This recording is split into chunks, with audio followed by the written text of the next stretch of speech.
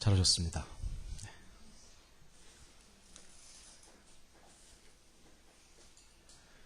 두려움 마케팅이라는 말이 있습니다. 마케팅을 하는데 물건을 팔거나 용역을 제공하는데 사람들의 두려움을 이용하겠다는 얘기겠죠. 두려움 마케팅. 예를 들면 이런 겁니다. 대치동에 있는 학원에는 돈 있다고 들어가는 게 아니더라고요. 꼭 배치고사를 보게 해요. 시험을 보게 합니다. 시험 보고 나면 점수를 학생한테 안 알려주고 꼭 부모님 오라 그래요. 그리고 상담을 합니다. 그리고 이렇게 얘기를 해요. 대개 자녀는 이 점수 가지고는 서울에 있는 학교는 못 들어갑니다. 우리는 아예 싹수가 노란 사람을 데리고 시작할 수는 없습니다. 대개 자녀는 다른 학원을 보내시는 게 좋겠습니다. 엄마가 열을 받죠. 왜 안 됩니까 우리 애가. 우리 애를 어떻게 그러면 어머니 저희가 시키는 대로 무조건 2년만 하시면 무조건 이 아이는 서울에 있는 학교 갑니다. 그렇게 하시겠습니까? 그럼 어머니가 하겠다고 그러죠. 네. 엄마를 두렵게 합니다. 그래서 이 학원이 구세주를 만났구나. 이 학원에 꼭 보내야 되겠다. 학원만 그렇습니까? 정수기는 어떻고요? 서울의 아리수 사업에 얼마나 많은 돈을 쓰였어요. 서울특별시가. 수돗물만 틀면 우리가 먹을 수 있는 아주 깨끗하고 좋은 물이 나옵니다. 그러나 이 물과 관련돼서 물장사하는 사람들의 규모가 어마어마합니다. 옛날에 대동강물만 파는 줄 알았더니 전 세계적으로 물 파는 회사가 엄청납니다. 그 물 규모가 거의 석유 산업에 비할 정도로 크다고 합니다. 그래서 어떻게든 사람들에게 금을 마시면 큰일 납니다. 이러한 기사, 이러한 장면, 이러한 선언, 이런 것들을 많이 내게 해서 물을 사 먹게 합니다. 제가 어렸을 적에 농담조로 얘기했어요. 앞으로 물을 사 먹는 날이 올 거라고. 그러면 다들 그랬어요. 그럴 리가. 지금은 다 물 사 먹습니다. 두려움 마케팅이죠. 건강식품도 비슷하고요. 보험도 어떻게 보면 넓은 의미에서 사람들이 어떻게 될지 모르는 일에 대하여서 두려워하며 대비하게 하는 일이라는 점에서는 두려움 마케팅의 일환이라고 볼 수가 있겠습니다. 사람은 다 두려워합니다. 모두에게 다 두려운 면이 있습니다. 여러분들도 두려운 적이 있으셨죠? 네. 앞으로 없을까요? 앞으로도 있을 겁니다. 사람은요, 무엇을 두려워하는가에 따라서 그 두려움의 방향대로 삽니다. 우리 아이를 이 나라에서 어떻게 키워야 되나? 우리 아이를 키워내는 것이 두려운 사람은 이 아이를 잘 길러내기 위한 방향으로 삽니다.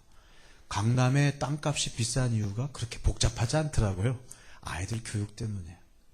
그거로 안 되는 사람은 이제 이민을 갑니다. 아이들을 길러내는 게 두려워서 나라 국적까지도 바꾸는 거죠. 쉽지 않은 선택을 그 두려움 때문에 합니다. 돈 떨어지는 게 두려운 사람은 눈 뜰 때부터 눈 감을 때까지, 꿈속에서도 돈을 법니다.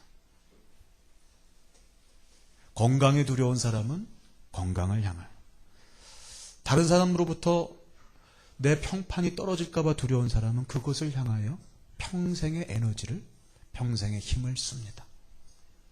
결국 우리는 두려워하는 대로 살고요. 그 두려움을 이기기 위해서 살고요. 그것을 위하여서 수많은 에너지와 시간과 자원을 씁니다. 따라서 두려움의 문제는 굉장히 중요한 문제입니다. 우리가 이 두려움을 어떻게 이길 것인가? 두려움을 어떻게 대할 것인가? 무엇을 두려워할 것인가가 저와 여러분의 지금부터 이후의 삶을 바꿀 것입니다. 먼저 두려움이 뭘까요? 두렵다는 게 뭘까요? 그 실체를 먼저 좀 보겠습니다. 두려움에는 크게 두 가지가 있습니다. 첫 번째, 좋은 두려움. 두 번째, 헛된 두려움. 두려움이 다 나쁜 건 아닙니다. 두려움이 없으면 큰일 납니다. 높이 올라가는 게 두렵지 않은 사람은 발을 헛디딜 확률이 높습니다.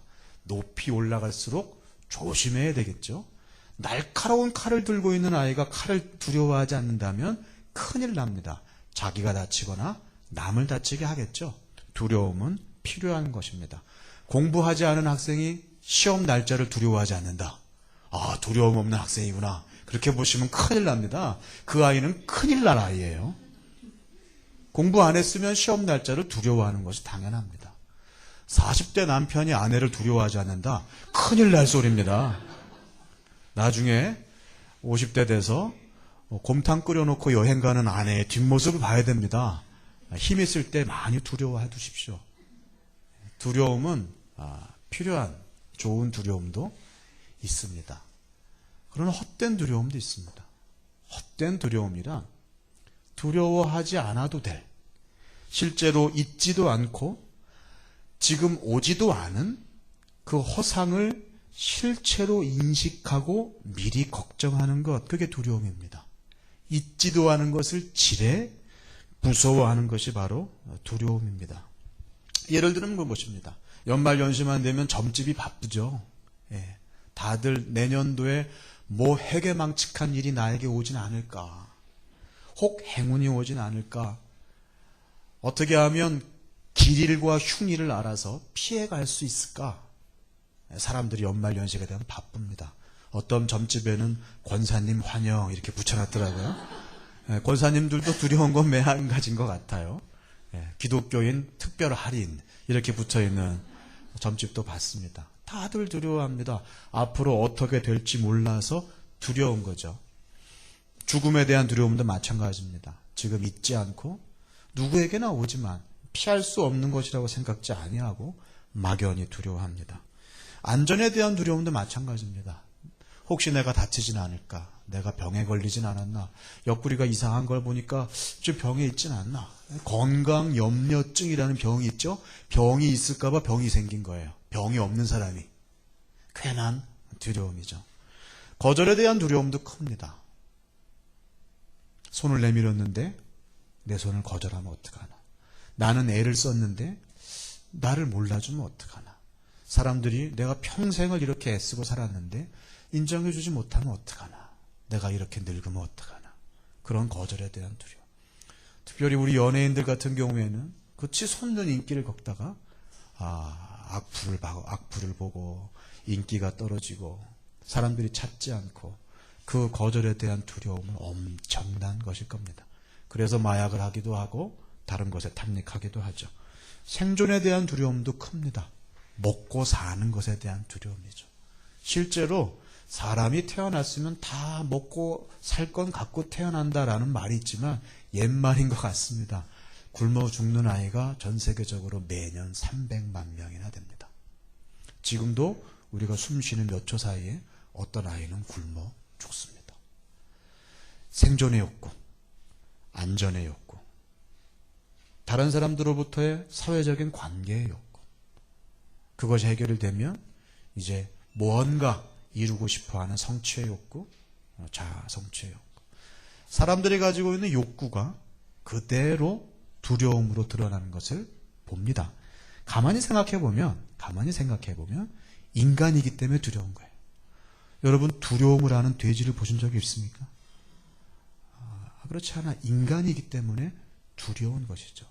인간이기 때문에 욕구가 있고 그 욕구에 대한 고급한 또는 저급한 아주 1차원적인 그리고 아주 고차원적인 그런 다양한 두려움이 우리 가운데 있습니다.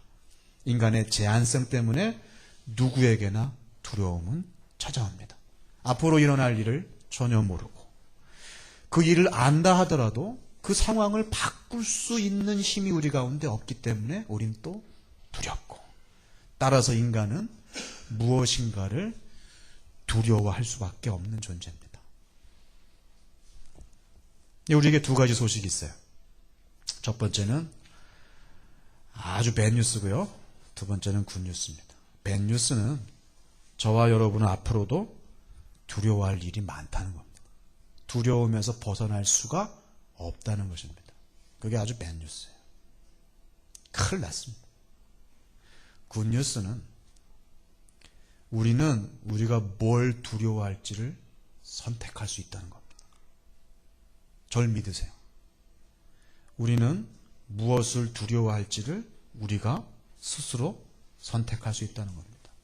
그 두려움을 어떻게 대해야 할지를 그 태도도 선택할 수 있다는 겁니다. 많은 사람들이 생각합니다. 두려움은 외부에서 갑자기 찾아오는 거다. 아니요. 두려움은 우리 안에서 시작합니다. 그렇게 두려워하기로 작정했기 때문에 두려운 겁니다. 저를 믿으세요. 절대 두려움은 바깥에서 찾아오지 않습니다. 우리가 그렇게 하기로 작정한 거예요. 따라서 우리 마음 먹기에 따라서 두려워하지 않을 수는 없어요. 그러나 뭘 두려워할지는 선택할 수 있습니다. 절대로 이 말을 잊어버리지 마십시오. 뭘 두려워할까요? 제일 가벼운 걸로, 좀 제일 만만한 걸로다가 두려워했으면 참 좋겠는데 성경은 그렇게 이야기하고 있지 않습니다. 우리가 무엇을 두려워해야 할지, 그리고 그 두려움이 찾아왔을 때 어떻게 행해야 할지 성경은 이렇게 얘기합니다. 참 두려움이 많았던 우리 믿음의 선배가 있습니다. 아까 말씀드렸던 안전의 욕구,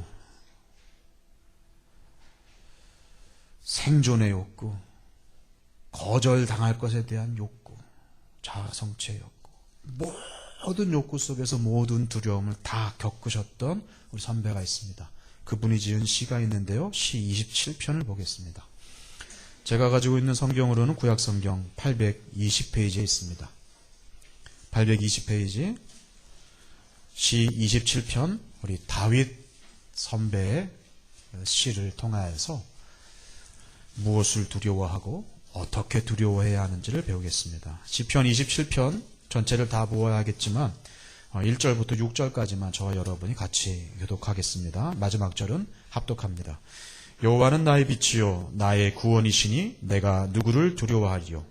여호와는 내 생명의 능력이시니 내가 누구를 무서워하리요.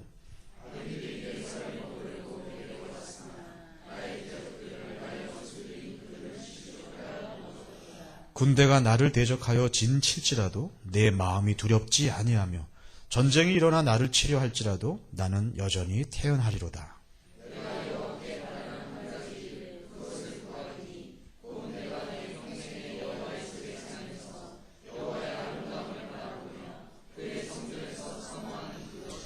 여호와께서 환난 날에 나를 그의 초막 속에 비밀히 지키시고 그의 장막 은밀한 곳에 나를 숨기시며 높은 바위 위에 두시리로다. 이제 내 머리가 나를 둘러싼 내 원수 위에 들리리니 내가 그의 장막에서 즐거운 제사를 드리겠고 노래하며 여호와를 찬송하리로다. 아멘. 다윗이 어떤 상황에서 이 시를 썼는지는 사실 알 수가 없습니다. 몇 가지 견해가 있긴 합니다만 다 근거가 부족합니다. 그러나 시의 내용을 이렇게 보면 다윗은 자기를 잡아먹으려고 적이 수그리고 있다. 그런 표현도 썼고요. 12절에 보면 대적에게 내 생명을 맡기지 마십시오. 위증자와 무엇인가 거짓으로 다윗을 모함하는 자도 있었고요. 악을 토하는 자가 일어나서 나를 치려 한다. 이런 것들을 볼 때 다윗은 굉장히 억울하고 또 굉장히 위험하고 생명이 오고 갈 수도 있는 그런 갑갑한 상황 속에 두려움 상황 속에 있었던 것이 분명합니다. 우리가 겪을 수 있는 모든 두려움을 이미 겪었고 그 두려움 한가운데 있었던 다윗이 오늘 우리에게 뭘 두려워해야 할지를 말해주고 있습니다. 1절을 한번 같이 한번 읽어볼까요? 다시 한번 1절 시작. 여호와는 나의 빛이요 나의 구원이시니 내가 누구를 두려워하리요. 여호와는 내 생명의 능력이시니 내가 누구를 무서워하리요. 아니 그 위급한 상황 속에서도 내가 누구를 두려워하고 내가 누구를 무서워하겠느냐라고 다윗은 얘기하면서 나는 오직 하나님만 두려워한다 라고 고백합니다. 누구를 두려워해야 된다고요? 하나님만 두려워하라. 저는 아까 이렇게 말씀드렸습니다. 우리 인간은 누구든지 두려움에서 예외일 수 없습니다. 우리는 무엇인가를 두려워할 수밖에 없습니다. 내가 어쩔 수 없는 인간이라는 사실을 빨리 받아들일 때 역설적으로 거기에서부터 이 두려움을 이길 수 있는 해결의 실마리가 보이기 시작합니다. 다시 말하면 나는 이 두려움의 문제를 내 스스로 이겨낼 수 없다는 사실, 그 사실을 인정하는 순간부터 우리는 두려움이 풀려가기 시작한다는 것입니다.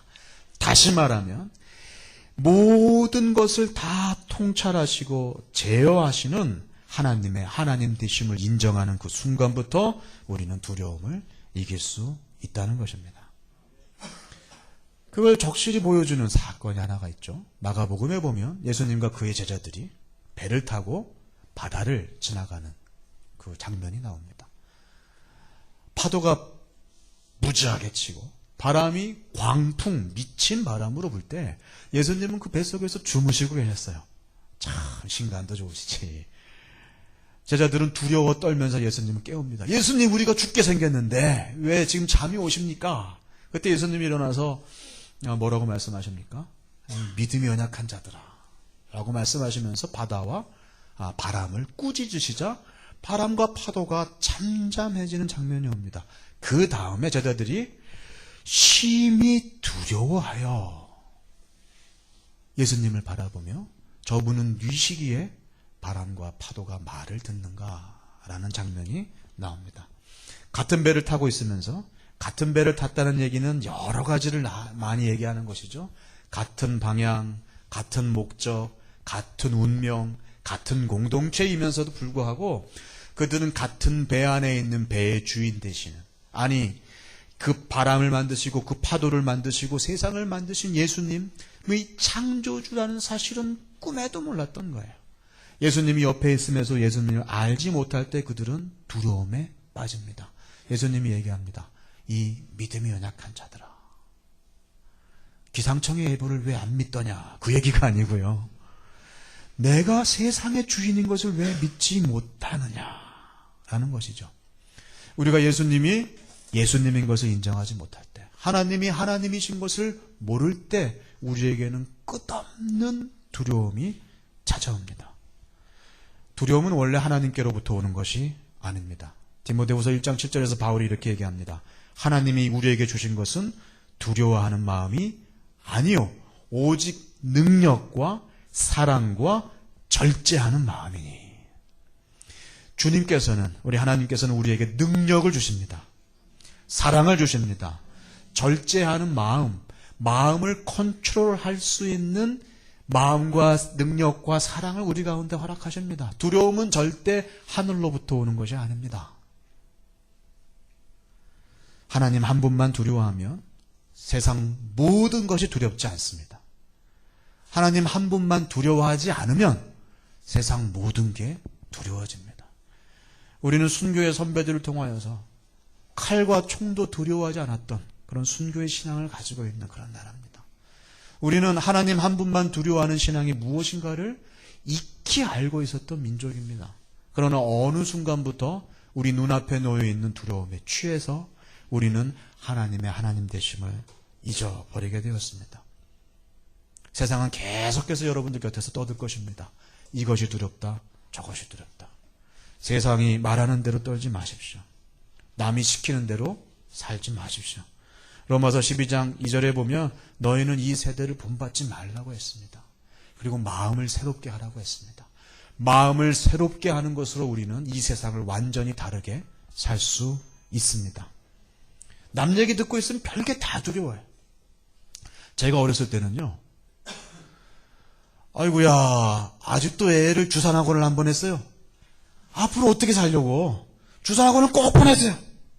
그래서 저희 어머니가 없는 돈에 저를 주산학원에 보냈다는 거 아닙니까? 제가 이래봬도 주산 2급이에요.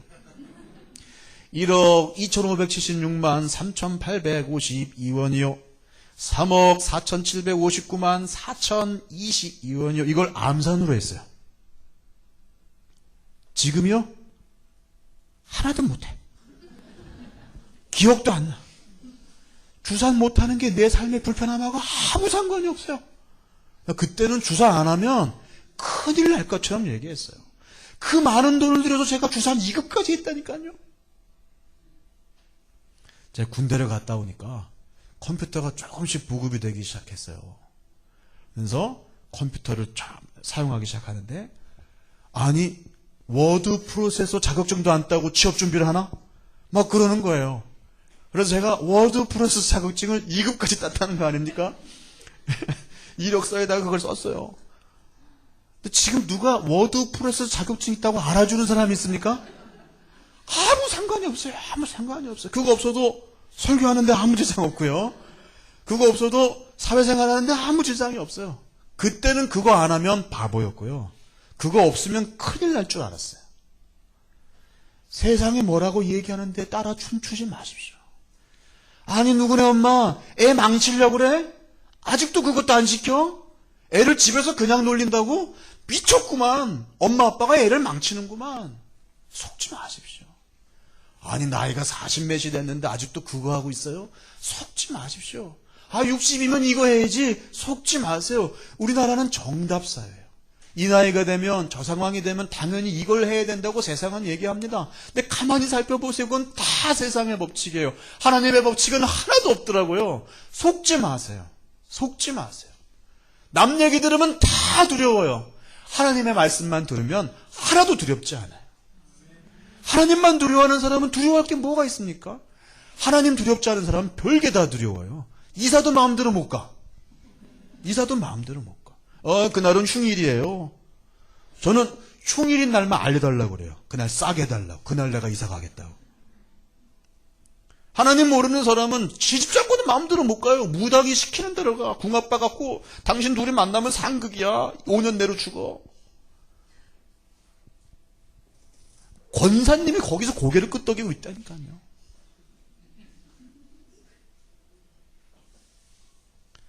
우리는 지금 말도 안 되는 세상 속에 살고 있는데 그게 말인 줄 믿고 있어요. 속지 마십시오. 속지 마십시오. 하나님만 두려워하십시오. 두려워하는 마음은 하나님이 주신 것이 아닙니다. 하나님 우리에게 능력과 사랑과 절제의 마음을 주십니다. 옆에 있는 분에게 얘기합시다. 하나님만 두려워하세요.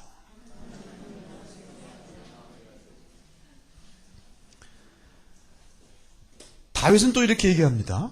4절과 5절 말씀을 같이 한번 읽어볼까요? 4절부터 시작. 내가 여호와께 바라는 한 가지 일 그것을 구하리니 곧 내가 내 평생에 여호와의 집에 살면서 여호와의 아름다움을 바라보며 그의 성전에서 사모하는 그것이라. 여호와께서 환난 날에 나를 그의 초막 속에 비밀히 지키시고 그의 장막 은밀한 곳에 나를 숨기시며 높은 바위 위에 두시리로다. 아무리 환난이 오고 아무리 어려운 날이 와도 내가 그의 성전에 거하면 좋겠고 그의 장막 속에 거하면 마음 편하겠고 그의 초막 속에 거하는 것이 내 소원이다. 다윗은 다른 거 하나도 의지하지 않고 오직 하나님을 의지했습니다. 두려움을 대하는 우리의 첫 번째 태도는 하나님만 의지하는 거예요. 하나님만 의지하라. 우리의 문제보다 하나님은 크십니다. 여러분이 가지고 있는 어떤 문제보다 하나님은 크십니다. 하나님보다 더 큰 문제 있으면 가지고 오세요. 가지고 오세요. 제가 해결해 드릴게요. 하나님보다 더 큰 문제가 있으면 나와오세요. 나와오세요. 없지요. 우리는 어떤 문제보다도 더 크신 하나님을 가지고 있는 놀라운 사람입니다. 요한일서 4장에서 이렇게 얘기합니다. 자녀들아, 너희는 하나님께 속하였고 또 그들을 이기었나니 이는 너희 안에 계신 이가 세상에 있는 자보다 크심이라. 아멘. 우리 안에는 세상에 어떤 누구도 비교할 수 없는 이 세상에서 가장 크신 하나님이 계십니다. 여러분은 성전이 거하시는 성령이 거하시는 성전이며 우리는 그리스도의 몸을 이루는 그리스도의 몸입니다. 우리는 하나님을 아버지라고 부르는 천국의 백성입니다. 우리에게 거할 처소는 이곳이 아니라 저곳에 있습니다. 하나님의 장막과 하나님의 처소와 하나님의 품 안에 깃든 우리에게 무엇이 두렵겠습니까? 하나님을 의지하십시오. 근데 하나님을 의지할 때 우리 가운데 사실 도전이 많습니다. 그래서 제가 하나님을 의지하는 방법 두 가지를 다시 한번 말씀드립니다. 보이는 문제 때문에 보이지 않는 하나님을 놓치지 마십시오. 굉장히 중요한 얘기입니다. 눈앞에 보이는 문제 때문에 보이지 않는 하나님을 놓치지 마십시오. 믿음의 사람들을 소개한 믿음장이라고 불리는 히브리서 11장에서는 히브리 기자가 이렇게 얘기합니다. 27절에서 모세를 좀 봐라. 이 모세의 믿음을 좀 봐라. 믿음으로 애굽을 떠나 왕의 노함을 무서워하지 아니하고 곧 보이지 아니하는 자를 보는 것 같이 하여 참았으며. 여러분, 애굽의 왕이 누굽니까? 이집트의 파라오예요. 당시 전 세계에서 가장 강력한 힘을 가지고 있는 왕입니다. 그가 손가락을 이렇게 하면 그 자리에서 수만 명, 수십만 명이라도 죽일 수도 있고 살릴 수도 있는 절대 권력자입니다.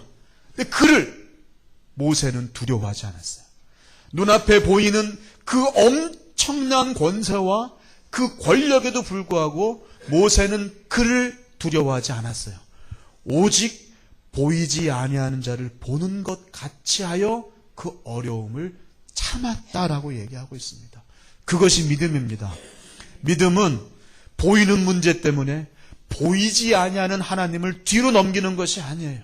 그 보이는 문제 뒤에 계신, 오히려 보이지 아니하는 거대한 하나님을 인식할 때 우리는 하나님을 의지하게 되는 것입니다. 두 번째, 보이지 않는 미래 때문에 보이는 약속을 포기하지 마십시오. 우리는 한치 앞을 못 봐요. 내일 일을 몰라요. 그래서 보이지 않는 미래 때문에 두려워합니다. 그래서 보이는 약속, 우리 가운데 확실한 약속으로 2개나 구약과 신약을 주셨는데 그 보이는 약속을 저버리는 우리를 범한다는 것이죠. 같은 히브리 기자가 같은 11장 7절에서 이렇게 얘기합니다. 노아를 좀 봐라. 얘들아, 노아를 좀 봐라. 믿음으로 노아는 아직 보지 않는 일에 경고하심을 받아 경외함으로 방주를 준비하여 그 집을 구원하였으니.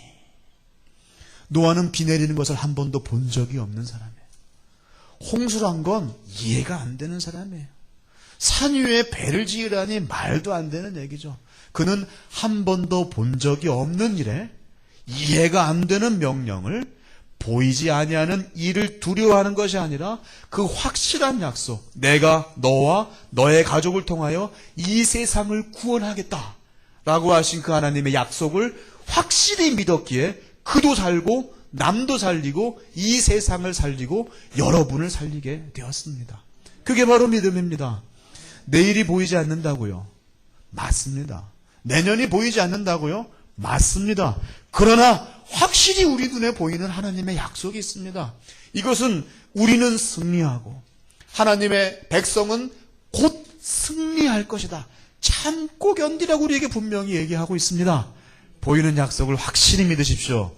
보이지 않은 미래 때문에 두려워하지 마십시오. 그게 바로 하나님만 의지하는 방법입니다. 우리 옆에 있는 분에게 얘기하실까요? 하나님만 의지하세요.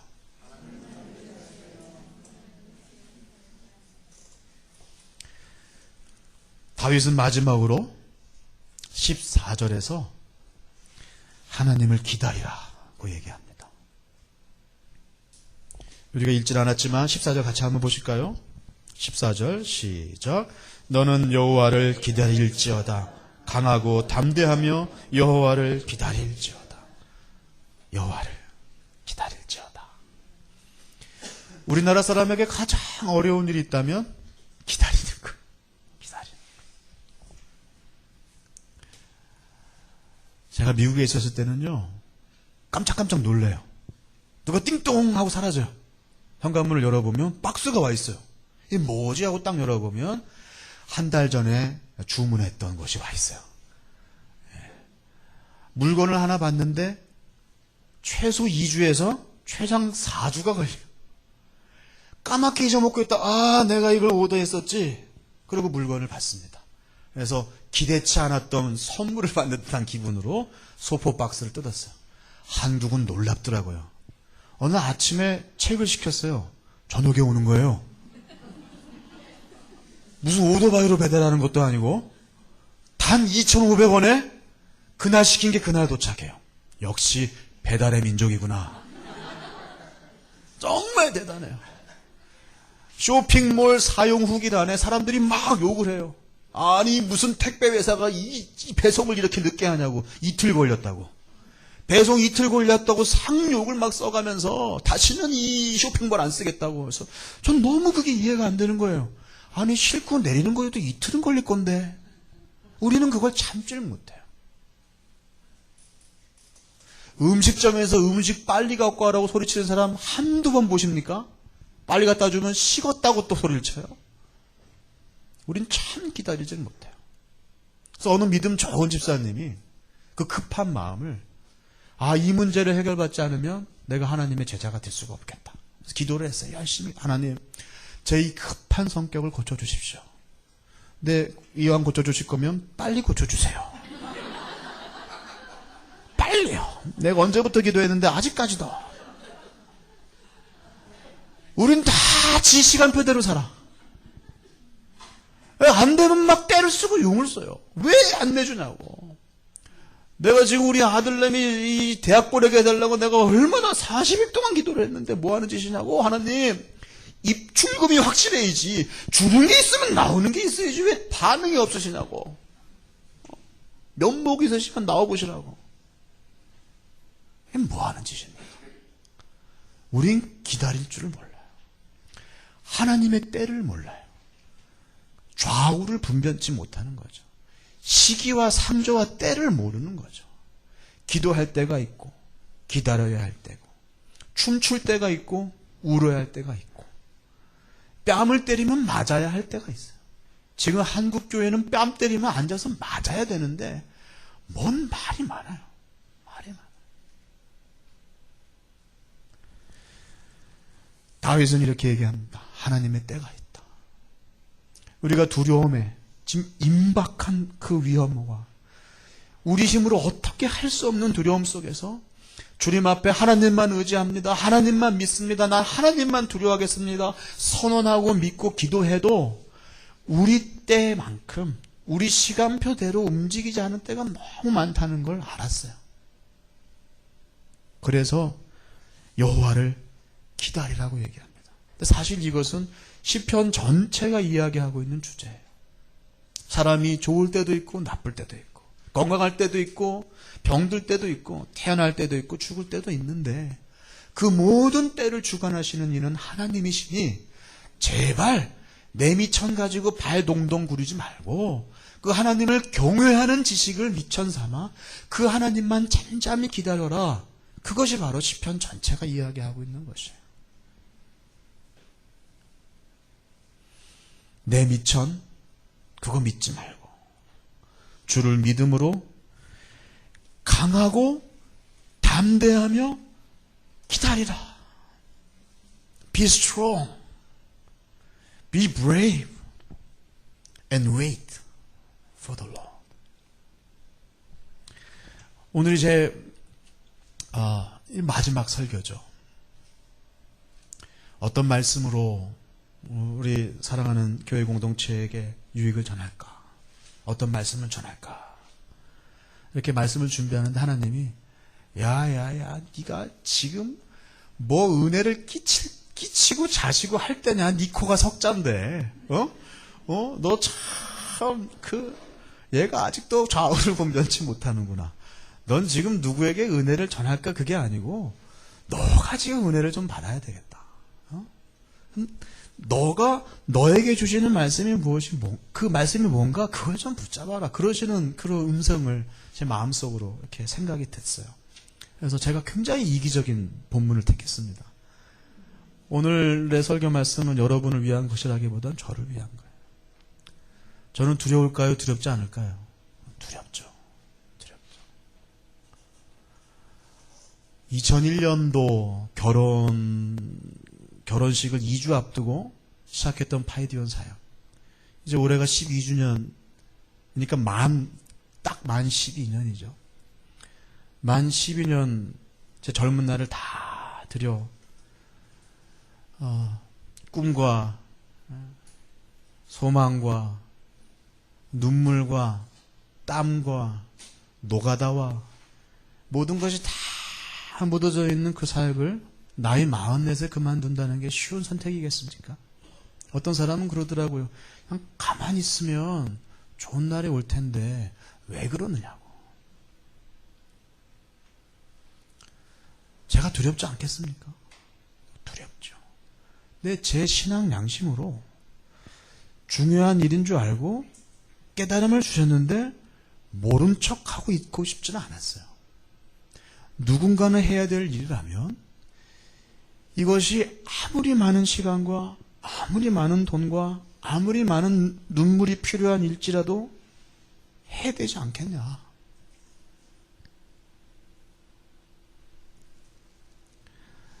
두려움 가득 미천없이 일을 시작했어요. 지난 6월 달에 양 목사님께 말씀을 드리고 저는 9월 1일에 출판사를 시작을 했어요.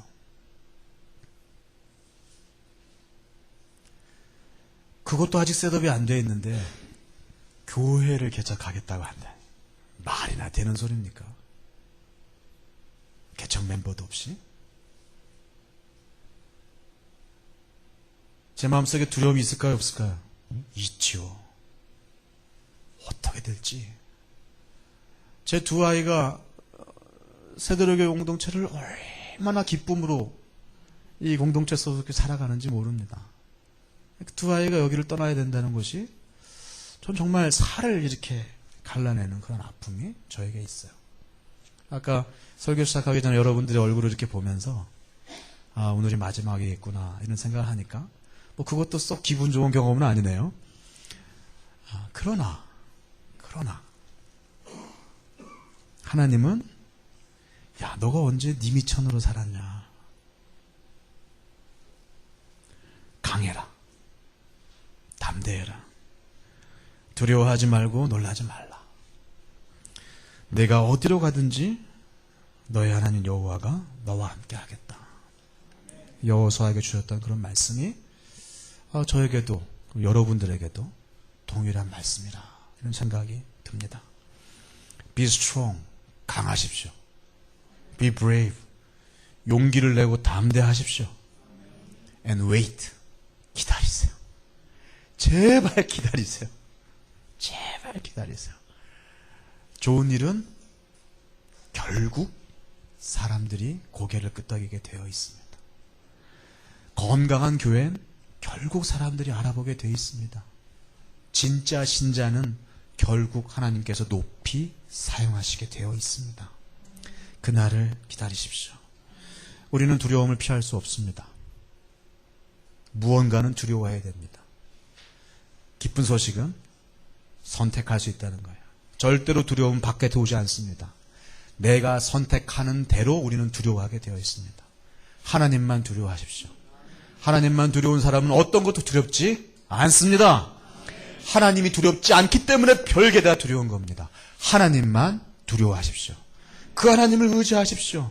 보이지 않는 미래 때문에, 보이는 그 두려움 때문에 보이지 아니하는 하나님과 보이는 약속을 저버리지 마십시오. 보이지 아니하는 것과 보이는 것 사이의 그 긴장을 여러분 믿음으로 돌파하십시오.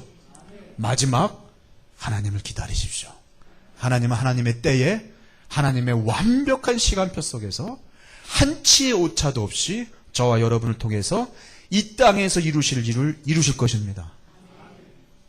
같이 기도하실까요?